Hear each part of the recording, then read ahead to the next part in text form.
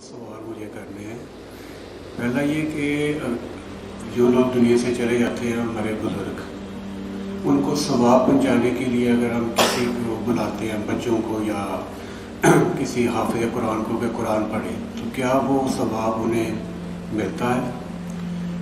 دوسرا سوال یہ ہے کہ مرنے کے بعد انسان کی زندگی، کیا جو نیک لوگ ہیں وہ قبروں کے اندر ہی ہیں، کیا ان کا کوئی عمل دخل دنیا میں رہ جاتا ہے، یا کیا وہ ہمارے لیے کوئی دعا کر سکتے ہیں یا نہیں؟ پلیز ذرا تفصیل سے اس معاملے میں روشنی فرمائیے۔ اس میں تو کیٹیگوریکل میرا جواب ہے کہ قطعاً نہیں، بلکہ یہ بدعت ہے۔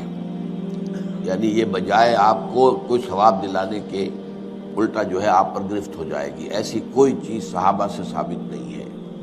اور ہمارا دین وہی ہے، ما انا علیہ واصحابی، رسول نے فرمایا جس چیز پر میرا عمل ہے اور میرے صحابہ کا ہے، دین تو اصل میں وہی ہے۔ جہاں تک ایصال ثواب کا تعلق ہے، اس میں ہمارے ہاں ذرا کافی مختلف آراء موجود ہیں۔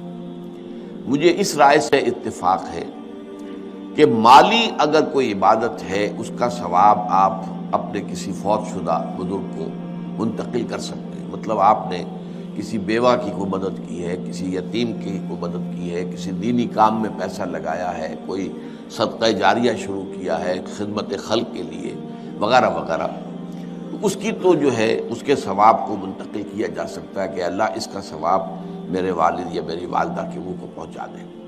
جسمانی نہیں، آپ نماز پڑھ کے کہیں اس کا ثواب، یا روزہ رکھ کر کہیں کہ اس کا ثواب، یا یہ کہ آپ قرآن پڑھ کر کہیں، یہ آپ ہی کو ثواب ہوگا، آپ خود پڑھیں گے آپ کو ثواب ہوگا۔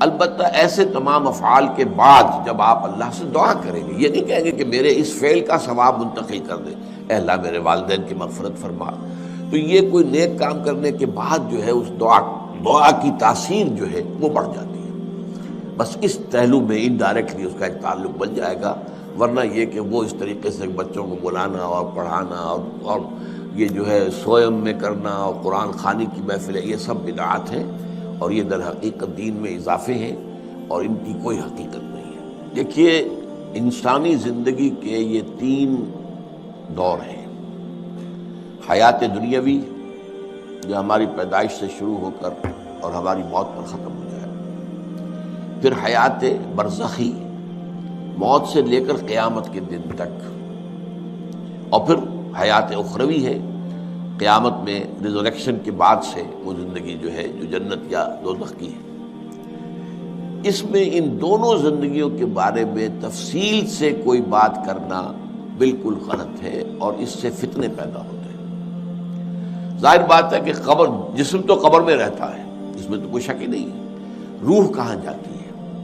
کیا وہ بھی قبر ہی میں رہتی ہے یا کہیں اور چلی جاتی ہے؟ قرآن مجید میں سجین اور اعلیٰ علیین کا ذکر موجود ہے، لیکن یہ تمام چیزیں متشابہات میں سے ہیں۔ یہ تمام چیزیں قرآن مجید میں سورہ آل عمران کے شروع میں بیان کیا گیا ہے کہ ہم نے یہ کتاب اتاری ہے، اس میں کچھ آیات محکمات ہیں، کچھ متشابہات ہیں۔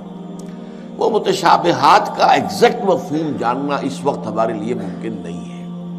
یہ تو جب اس عالم میں ہم پہنچیں گے تو معلوم ہوگا کہ ہاں یہ بات تھی کہ جو قرآن مجید میں اس طور سے کہی گئی تھی۔